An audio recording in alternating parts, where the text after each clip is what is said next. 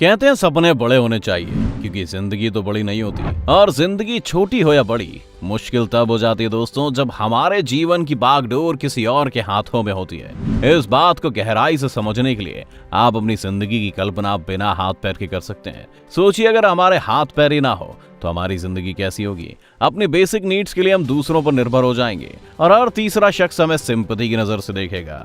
लेकिन लोग आपको किस नजर से देखें, उन्हें आप खुद में क्या दिखाना चाहते हैं, ये सब आप पर निर्भर करता है। क्योंकि दुनिया में कई ऐसे लोग हैं जिन्होंने डिसेबिलिटी के साथ जन्म तो लिया लेकिन उसको अपने दिमाग पर हावी नहीं होने दिया। उनमें से एक नाम है निक वुजेसिस का। बिना हाथ पैर के साथ जन्मे निक कैसे आज दुनिया का सबसे ज्यादा पढ़ा लिखा जाने वाला लेखक, कोच और मेंटोर बन गया है। कैसे लोगों के लिए एक बड़े उदाहरण के तौर पर निक को देखा जाने लगा है। चलिए जानते हैं इस वीडियो में। निक वुजेसिस एक ऐसी शख्सियत जिन्होंने अपनी कमी को कभी अपने रास्ते का रोड़ा नहीं बनने दिया। कई बार गिरने के बाद कैसे निक ने खुद को आज इस मुकाम पर लाकर खड़ा किया है, ये सब जानने के लिए हमें निक वुजेसिस को पहले ठीक से जान लेना चाहिए। निक वुजेसिस, जिनका जन्म 4 दिसंबर 1982 को मेलबर्न, ऑस्ट्रेलिया में हुआ। इनके पिता बोरिस्लाव वुजेसिस जो पेशे से अकाउंटेंट थे, तो उनकी माँ दुशांका वुजेसिक एक नर्स थी। यूं तो निक एक हेल्दी चाइल्ड थे, लेकिन जन्म से ही उनमें एक कमी थी। वो एक दुर्लभ बीमारी के साथ जन्मे थे जिनका नाम था टेट्रामेलिया सिंड्रोम, और इस बीमारी की वजह से ही वो बिना हाथ पैर के जन्मे। पूरी दुनिया में इस बीमारी से ग्रसित सिर्फ 7 इंसान ही जिंदा हैं। निक भी उनमें से एक है। निक को देखने के बाद डॉक्टर्स भी हैरान थे कि आखिरकार उनके हाथ पैर क्यों नहीं है। यहाँ तक कि जब पहली बार नर्स निक को उनकी माँ के सामने दिखाने ले गई तो उनकी माँ ने उन्हें देखने या गोद लेने तक से साफ इनकार कर दिया था। निक के माता पिता को उन्हें अपनाने में टाइम लगा, लेकिन जब उन्होंने निक को उनकी कमियों के साथ अपनाया तो उन्हें निक की चिंता भी रहने लगी। बिना हाथ पैर के उनकी लाइफ कैसी रहेगी और उनका फ्यूचर क्या होगा। निक के माता पिता हमेशा इस बात को लेकर परेशान रहते। दरअसल निक के पैर की जगह पर सिर्फ उंगलियां थीं जो आपस में चिपकी हुई थीं, जिसे डॉक्टर्स ने ऑपरेशन के जरिए अलग कर दिया था। निक की जिंदगी जन्म के साथ ही मुश्किलों से भरी हुई थी। निक को अपनी रोजमर्रा की जरूरतों को पूरा करने के लिए कई मुश्किलों को झेलना पड़ता। पढ़ाई लिखाई, खेलना कूदना उनके लिए सब एक सपने जैसा था। वहीं निक की इस हालत को देखकर स्कूल में बच्चे उनसे अलग थलग रहते थे, उनका मजाक उड़ाते थे। इन सभी चीजों ने निक के दिमाग पर बहुत गहरा असर डाला, और जिसका असर ये हुआ कि निक के दिमाग में सुसाइड करने तक का ख्याल आने लगा। जब निक सिर्फ 10 साल के थे तो उन्होंने पानी के टब में डूबकर आत्महत्या करने की भी कोशिश की, लेकिन उन्हें बचा लिया गया। उनकी इस कोशिश ने उनके माता पिता को अंदर तक हिला दिया, और अब निक के माता पिता उनकी पहले से ज्यादा केयर करने लगे थे। माता पिता के प्यार और प्रोत्साहन ने निक को एक नया नजरिया दिया, और उन्होंने सुसाइड का ख्याल अपने दिमाग से हमेशा के लिए निकाल दिया। निक अब सुसाइड का ख्याल तो दिमाग से निकाल चुका था, लेकिन जिंदगी जीने की कला अब भी वो नहीं सीख पाए थे।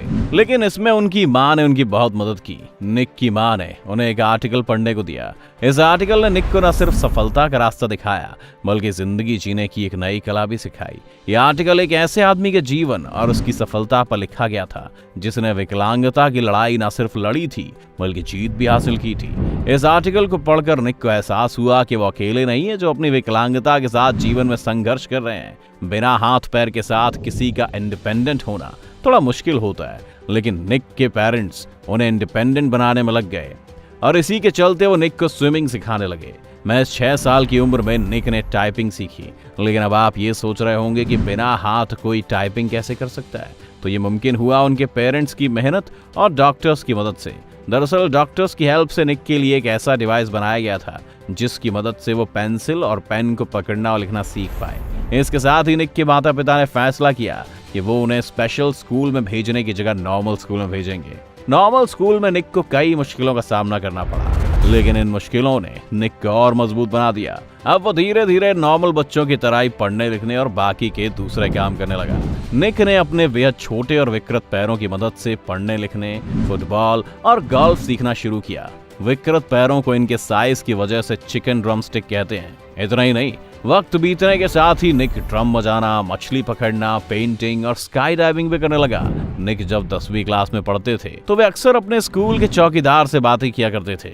निक की बातें चौकीदार को काफी इंप्रेसिव लगती थी और एक दिन चौकीदार ने निक से कहा कि आप काफी अच्छा बोलते हैं, तो आप एक स्पीकर क्यों नहीं बन जाते। चौकीदार की ये बात निक को भा गई और उनकी जिंदगी को एक नई दिशा दे दी।